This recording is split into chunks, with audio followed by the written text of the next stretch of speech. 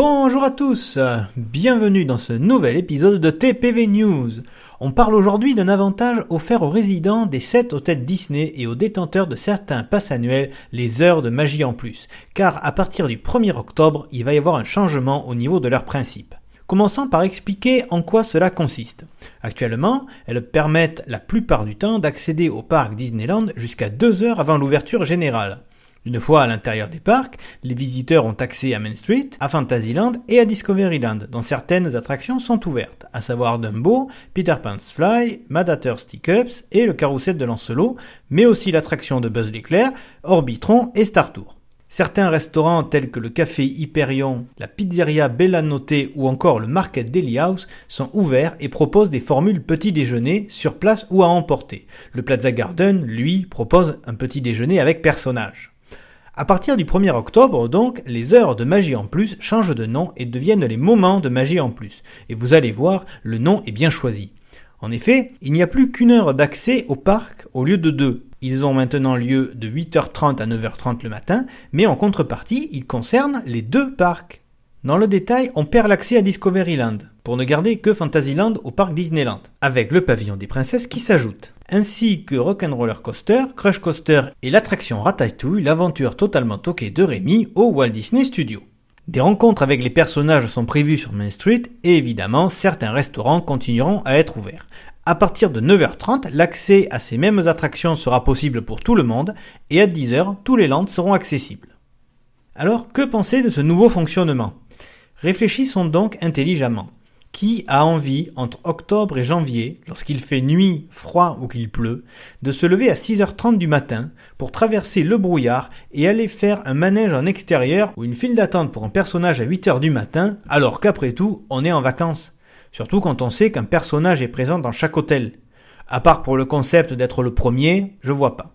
Pour moi, il est logique de les réduire un peu. Disneyland Paris lui-même dit que peu de visiteurs venaient à cette heure-là, et de les proposer dans les 2 parcs. Cela permettra de réduire le flux de visiteurs dans chaque parc et ainsi d'améliorer l'expérience.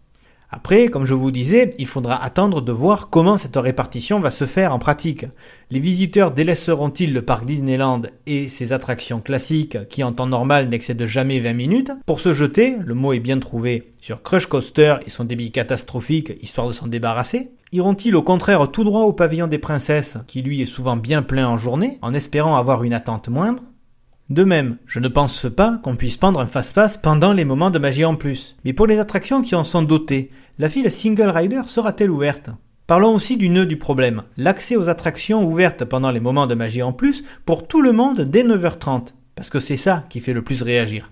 Il faut savoir que, même si l'heure officielle d'ouverture est à 10h la plupart du temps, il s'agit en fait de l'heure d'ouverture des attractions, les parcs laissant entrer les visiteurs 30 minutes avant pour qu'ils remontent Main Street et viennent se masser devant l'entrée des différents lands afin qu'à l'heure dite, après un message d'accueil, les cordes qui en empêchent l'accès tombent. Autrement dit, pour les cast members présents au tourniquet, cela ne change rien. Mais je conçois que, pour certains visiteurs, l'impression de ne plus être privilégié parce qu'on réside dans un hôtel Disney soit présente.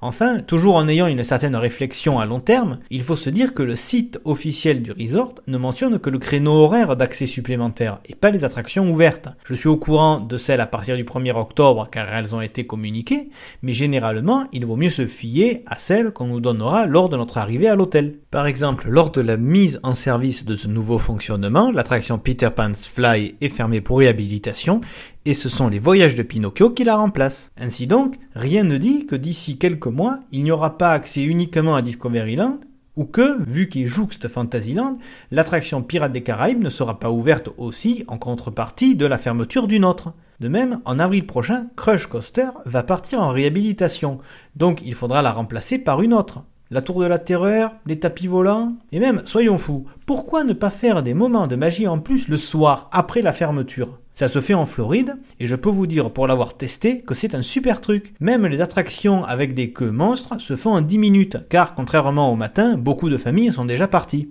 Vous l'avez compris, le mot d'ordre à suivre à partir du 1er octobre est patience. Ce devrait même être une des vertus pour tout bon visiteur. Je sais, et je l'ai déjà dit dans une autre vidéo, que beaucoup ne viennent qu'une fois par an, parfois moins, et qu'ils veulent optimiser. Mais encore une fois, vous êtes en vacances, Profitez, fixez-vous des objectifs simples, la découverte d'une saison par exemple, ou le test d'une ou plusieurs nouveautés, et réalisez-les. Il y aura toujours des aléas, bons comme mauvais d'ailleurs. Et ce sont à la fois vos objectifs et ces aléas que vous retiendrez, pas le fait que vous avez couru toute la journée de file d'attente en file d'attente. Pensez-y.